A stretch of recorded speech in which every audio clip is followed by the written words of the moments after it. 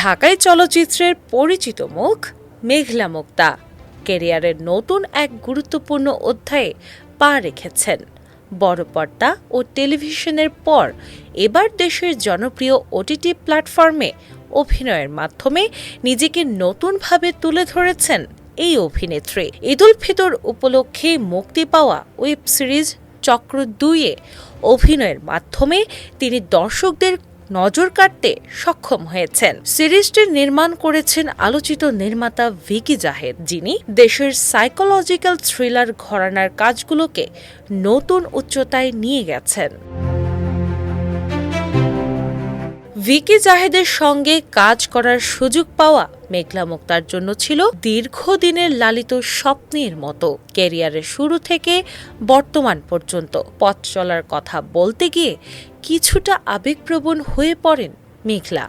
তিনি জানান, ভারতের তেলেগু ভাষার সিনেমা সাকালা কালা ভালেবুদুর মাধ্যমে তিনি প্রথমবারের মতো বড় পরিসরে দর্শকদের নজরে আসেন। এরপর দেশে ফিরে ইমপ্রেস টেলিফিল্মের পায়ের ছাপ সিনেমার মাধ্যমে বাংলাদেশে অভিনয় জীবন শুরু করেন। তবে কাজের সংখ্যা খুব বেশি না হলেও প্রতিটি কাজ থেকেই তিনি অভিজ্ঞতা সঞ্চয় করেছেন। তার ভাষায়, আমি খুব বেশি কাজ করিনি, কিন্তু যেগুলো করেছি সেগুলো আমার কাছে অনেক মূল্যবান। প্রতিটি কাজ আমাকে নতুন কিছু শিখিয়েছে এবং একজন শিল্পী হিসেবে নিজেকে গড়ে তুলতে সাহায্য করেছে। ওটিটি প্ল্যাটফর্মে কাজ করার ইচ্ছা নিয়ে তিনি বলেন, অনেক দিন ধরেই ওটিটিতে কাজ করার আগ্রহ ছিল, কারণ এখানে গল্প বলার ধরনটা আলাদা, চরিত্রগুলো অনেক গভীর হয়। চক্র ২ সেই সুযোগ এনে দিয়েছে।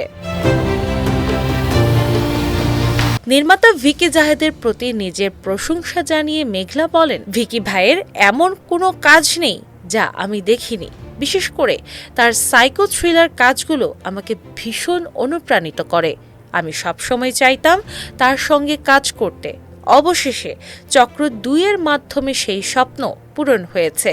এটা আমার জন্য সত্যি বিশেষ একটি অর্জন। ওয়েব সিরিজটিতে ডার্ক থ্রিলার ঘরানার গল্পে অভিনয় করে মেঘলা তার অভিনয় দক্ষতার নতুন দিক তুলে ধরেছেন। চরিত্রের গভীরতা, আবেগের প্রকাশ এবং দৃশ্য অনুযায়ী তার সাবলীলতা দর্শকদের মুগ্ধ করেছে।